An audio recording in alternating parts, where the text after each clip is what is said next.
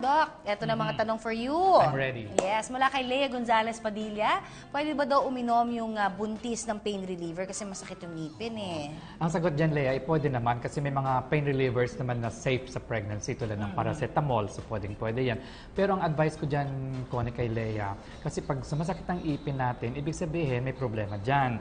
So baka may bulok, no, yung dental caries, o ano. Kailan patingnan niya sa dentist at kung kailangang bunutin, pwedeng pabunot kahit pregnant. Ayun. Pero dapat may clearance sa obstetrician niya. Ayan, malinaw. Wala naman kay Tessay Pinadad. Ang tanong niya, masama ba daw magpamasahe kapag may breast cancer?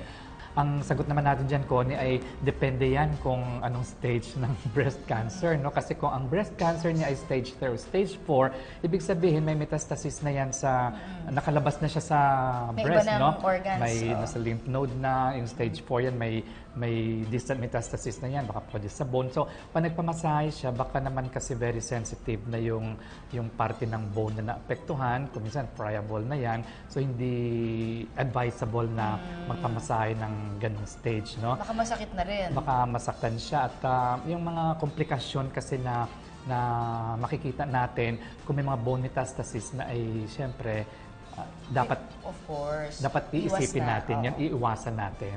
Mula naman ito, naku, marami tayong mga nagpapadala dito sa Facebook natin ng mga tanong na binabalik na ng pangalan. Ito mula kay Asenav Ok. Alam ko na Alam yung ko na rin ano yan. yung Asenav.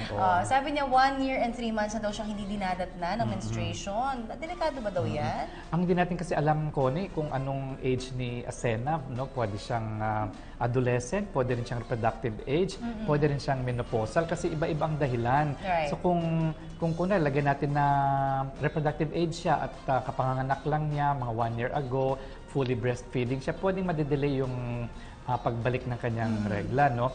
O kung wala man siya sa sitwasyon na yon, may mga hormonal problems siya na kailangan masuri siguro muna, may mga laboratory examinations at saka ultrasound na dapat gawin para malalaman kung ano yung cause ng kanyang tawag diyan, amenorrhea, no? Hindi siya nare-regla ng matagal. So, yung kay Asenav, 1 year and 3 months? 1 year and 3 months. Matagal yun. Matagal yun. Kasi dapat, syempre, every month yan, no? Pero sasabi ko nga kanina, depende yan kung anong dahilan. At So, hindi na lang siya. pwede ang dahilan dyan sa matres, pwede ang dahilan dyan sa ovaryon niya, sa thyroid gland. Pwede rin. Pwede rin. Or pwede nga sabi mo, di ba, kung nagbe-breastfeed. Kung nagbe-breastfeed siya. Ito naman mula kay Biosap Conads. Bakit daw kaya may mga batang madalas na minumuta? Depende rin kasi sa edad ito, Connie. No, kung sa mga babies kasi, very common yan eh. Kahit walang infection yung mata ng bata, talagang minsan barado yung mga lacrimal glands dyan, pwede silang magmumuta, no? At syempre, ang very common dyan sa mga childhood, sa mga naglalaro din dyan sa labas dyan, kahit sa adults, syempre, infection. So, kailangan matingnan niya kung anong klaseng infection niya, kung viral or bacterial, kasi iba din ang gamutan dyan. Oo. So, patingin na lang nila sa pedya, Patingin sa para sure lang. pedya o diba? sa ophthalmologist pag adult na yung pasyente para makita kung ano yung dahilan. Kasi kung minsan sa hygiene din yan daw eh. yung bata eh. Sa bata ito, so oo. pediatric age Pediatric, ito. oo. No? So, pedya, na para sure lang din, at saka Yes, pedya. oo. Ito naman mula kay Montenegro, Segundo, Athena. Normal lang ba daw na 4 na beses kung siya'y dumumi kada araw? Ay, taka muna sandali, Connie. Pasensya muna sa mga kapuso natin kasi Oo, syempre baka iba pinag-usapan nag-aalmusal, natin, oo. nag-aalmusal sila. No? Pero balik tayo doon sa problema ni Montenegro. Okay. Frequency kasi ng pagdudumi depende rin sa iba't ibang factors yan, Connie, no? Yung gatas, kunwari, kung palainom ka ng gatas, yung quality at saka yung frequency ng pagdudumi ay naiiba din.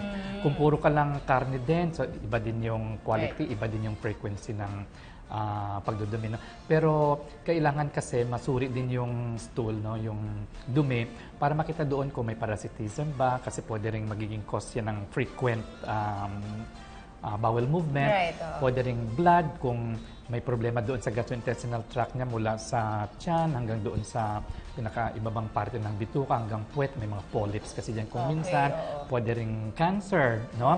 Lalo na pag ito ay may kasamang sakit, pain or colicky pain or spasm dito sa sa tiyan, ay yun ang talagang palatandaan na kailangan magpatingin siya sa doktor kasi baka may problema talaga doon sa loob. Oo, yun. So, malinaw mga kapuso, lahat po ng mga sinagot ni Doc, syempre, yan assessment niya, base lang doon sa specific na itinanong nyo. Pero syempre, mas maganda ho kung magpapatingin kayo para lahat ng factors Oo. ma-consider, di ba, Doc?